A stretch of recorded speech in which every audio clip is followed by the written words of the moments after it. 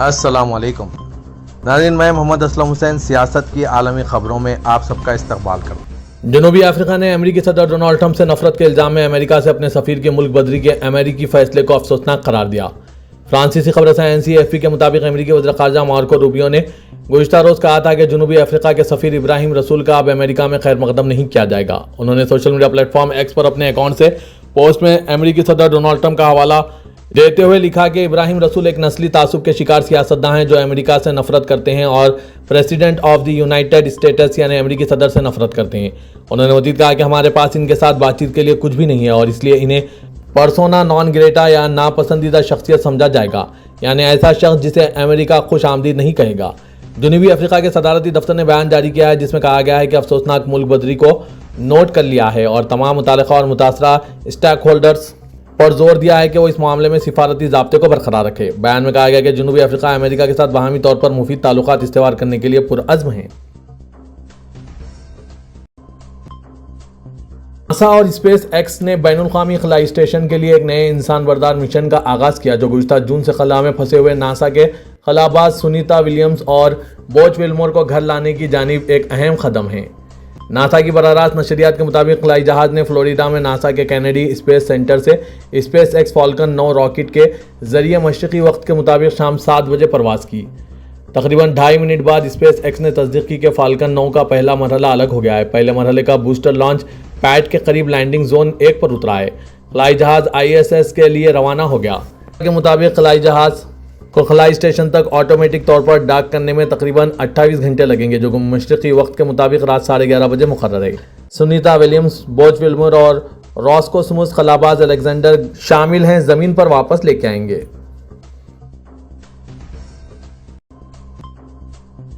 غزہ میں اسرائیلی فورسز کے تازہ فضائی حملوں میں 2 مقامی صحافیوں سمیت 9 افراد ہلاک جبکہ متعدد زخمی ہو گئے۔ برطانوی خبر رساں ادارے رویٹرز نے آج ہفتے کو فلسطین کے محکمہ صحت کے حوالے سے رپورٹ کیا ہے کہ ان حملوں میں متعدد فلسطینی زخمی بھی ہوئے۔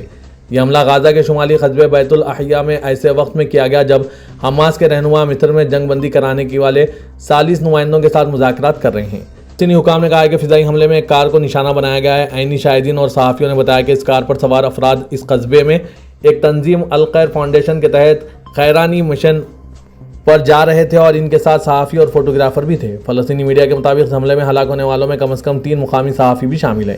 دوسری جانب اسرائیل کی فوج نے کہا ہے کہ انہوں نے 2 افراد کو نشانہ بنایا جو دہشت گرد تھے جو ڈرون آپریٹ کر رہے تھے اور قصبے میں موجود اسرائیلی فورسز کے لیے خطرے کا باعث بن رہے تھے۔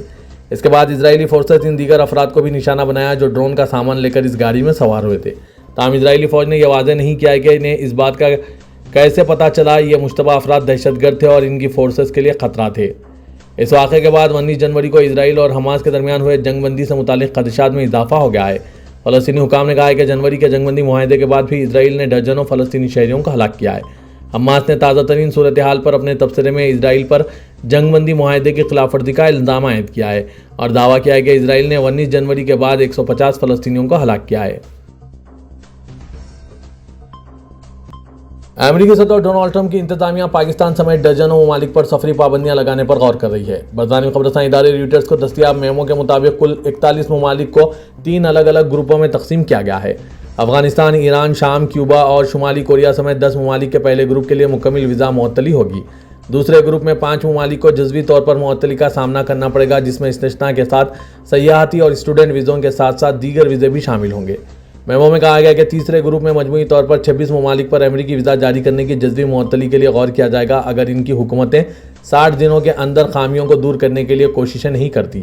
نام ظاہر نہ کرنے کی شرط پر بات کرتے ہوئے ایک امریکی اہلکار نے کہا کہ فہرست میں تبدیلیاں ہو سکتی ہیں اور امریکی وزیر خارجہ مارکو روبیو سمیت انتظامیہ سے اس کی منظوری ہونا باقی ہے۔ نیو یارک ٹائمز نے سب سے پہلے پابندی کا شکار ہونے والے ممالک کی فہرست رپورٹ کی۔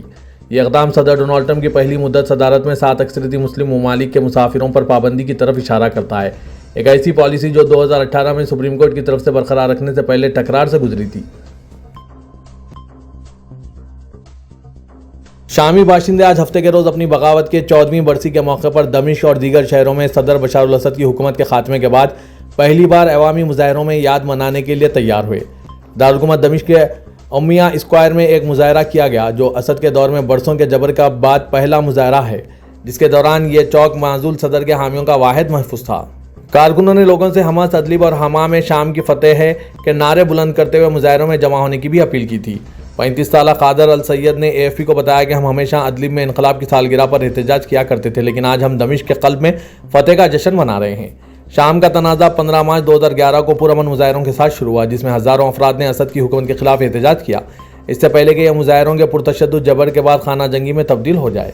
اس سال کی یادگار 8 دسمبر کو اسلام پسند باغیوں کے ہاتھوں بشار الاسد کی حکومت کا تختہ الٹنے کے بعد پہلی بار منایا جا رہا ہے۔ عرب امارت کے شیخ عبداللہ بن زائد ال نہیان نائب وزیر اعظم، وزیر خارجہ، تعلیم، انسانی ترقی اور کمیونٹی ڈیولپمنٹ کونسل کے چیئرمین نے کہا ہے کہ اماراتی بچوں کے دن پر ہم اپنے بچوں کے لیے ایک معاون سماجی اور تعلیمی نظام فراہم کرنے کے لیے اپنے ثابت قدم عزم کا اعادہ کرتے ہیں تاکہ وہ اپنی صلاحیتوں کو فروغ دے سکیں، ان کی صلاحیتوں کو پروان چڑھائیں اور کل کے لیڈر بننے کے لیے تیار کریں۔ اماراتی یوم اطفال کے موقع پر جو ہر سال 15 مارچ کو آتا ہے، شیخ عبداللہ نے اس بات کی تصدیق کی کہ بچوں پر سرمایہ کاری ملک کی ترقی میں سرمایہ کاری ہے۔ یہ ہمارا فرض ہے کہ ہم ہر بچے کے لیے ایک ایسا ماحول بنائیں جو ان کے جامع حقوق کو یقینی بنائے، بشمول ان کی شناخت کا حق اور قومی ثقافت۔ اس طرح ان کی اماراتی جڑوں میں ان کے احساس اور فخر کو فروغ ملے۔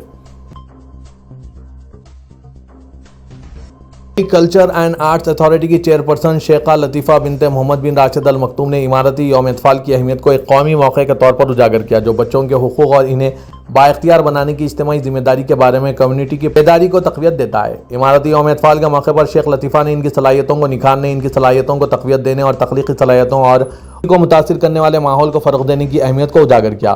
انہوں نے کہا کہ ہمارے بچے مستقبل آنے والے کل کے رہنما اور تبدیلی کے علمبردار ہیں۔ ہم جو سب سے قیمتی سرمایہ کاری کر سکتے ہیں وہ باشعور، تخلیقی اور ذمہ دار نسلوں کی پرورش کرنا ہے، جو اپنی قومی شناخت پر فخر کرتی ہے اور وفاداری اور تعلق کی اقدار کو مجسم کرتی ہے۔ سعودی پریسیڈنسی کی خبر کے مطابق اسلامی تعاون تنظیم یعنی OIC کے سیکریٹری جنرل حسین براہیم طہا نے یتیموں کی جامع دیکھ بھال اور کفالت کے لیے کوششوں کو بہتر بنانے کی اہمیت کو اجاگر کیا۔ ان خیالات کا اظہار انہوں نے اسلامی دنیا میں یتیموں کے عالمی دن کے موقع پر کیا، جو ہر سال 15 رمضان مبارک کو منایا جاتا ہے، تاکہ دنیا کی غریب ترین کمیونٹیز میں یتیم بچوں کو درپیش مشکلات کے بارے میں عالمی سطح پر شعور اجاگر کیا جا سکے۔ طہا نے یتیموں کی حفاظت اور فراہمی کے لیے زیادہ کوششوں پر زور دیا، خاص طور پر آفات سے متاثرہ، تنازعات سے متاثرہ اور موسمیاتی تبدیلی سے متاثرہ علاقوں میں، جہاں بے گھر ہونے اور پناہ گزینوں کے بحران نے بہت سے بچوں کو کمزور بنا دیا ہے۔ سعودی وزارت حج و عمرے نے کہا ہے کہ مسجد حرم کی حدود میں واقع مکہ مکرمہ کی تمام مساجد میں نماز کی فضیلت ویسی ہی ہے جیسی خود مسجد حرم کی ہے۔ سبق ویب سائٹ کے مطابق وزارت نے رہائشیوں سے اپیل کی ہے کہ وہ رش کم کرنے اور عمرہ زائرین کی سہولت کے لیے محلے کی قریبی مسجد میں نمازیں ادا کریں۔ وزارت نے مکہ مکرمہ کے رہائشیوں کو کہا ہے کہ حرم کے بجائے مکہ مکرمہ کی مساجد میں نماز ادا کرنے سے انہیں مسجد حرم میں نماز کا ثواب ہوگا اور ساتھ ہی عمرہ زائرین کو موقع ملے گا، نیز ان کی نقل و حرکت میں آسانی ہوگی۔ سعودی عرب کے general directorate of civil defence نے کہا ہے کہ عوام کو احتیاط برتنی چاہیے، کیونکہ پیر تک مملکت کے بیشتر علاقوں میں گرج و چمک کے ساتھ طوفان جاری رہنے کی توقع ہے۔ سعودی پریسیڈنسی نے رپورٹ کیا ہے کہ رہائشیوں کو محفوظ مقامات پر رہنے، وادیوں اور سیلاب کا خطرہ والے علاقوں سے بچنے اور ان میں تیرنے سے گریز کرنے کا مشورہ دیا گیا۔ پیشن گوئیوں کا کہنا ہے کہ مکہ مکرمہ اور ریاض کے علاقوں میں اعتدال سے لے کر شدید بارشیں ہوگی، جس کے نتیجے میں سیلاب، اولے اور شدید بارش ہو سکتی ہے۔ مدینہ، عسیر، حائل اور قاسم کے علاقوں میں ہلکی سے موسلا دھار بارش کی توقع ہے، جبکہ مشرقی صوبے میں ہلکی بارش ہوگی۔ تبوک، بہا، جیزان اور نجران میں بھی ہلکی سے درمیانی بارش متوقع ہے۔ سعودی عرب نے آذربائیجان اور آرمینیا کے درمیان ہوئی مذاکرات کی کامیابی اور امن معاہدے کا خیر مقدم کیا۔ سعودی پریسیڈنسی کے مطابق سعودی وزارت خارجہ نے امید ظاہر کی ہے کہ یہ معاہدہ استحکام اور خوشحالی کے نئے دور کا آغاز ثابت ہوگا۔ وزارت نے اس بات کا اعادہ کیا کہ سعودی عرب ہر اس اقدام کی حمایت کرتا ہے جو عالمی امن و استحکام کے قیام اور ترقی و خوشحالی کے لیے سازگار حالات فراہم کرنے میں معاون ہو۔ عالمی ریٹنگ ایجنسی S&P نے سعودی عرب کی درجہ بندی کو A سے بڑھا کر A+ کر دیا ہے، جس کی وجہ سے ملک میں جاری سماجی اور اقتصادی تبدیلی ہے۔ ثانی خبررساں NC ریوٹرز کے مطابق عالمی معاشی اشاریوں پر نظر رکھنے والی ایک اور تنظیم فچ نے کہا ہے کہ مملکت کا ویژن 2030 کا منصوبہ سرمایہ کے اخراجات اور خرچ کے اجرا کے انتظام میں کچھ لچک فراہم کرتا ہے۔ رپورٹ میں کہا گیا کہ اس منصوبے میں پائیدار رفتار تعمیرات، لاجسٹکس، مینوفیکچرنگ اور کانکنی کے شعبوں میں سرگرمیوں کو بڑھانے میں مدد دے سکتی ہے، جس سے 2025 سے 28 کے دوران GDP کی نمو کو فروغ ملے گا۔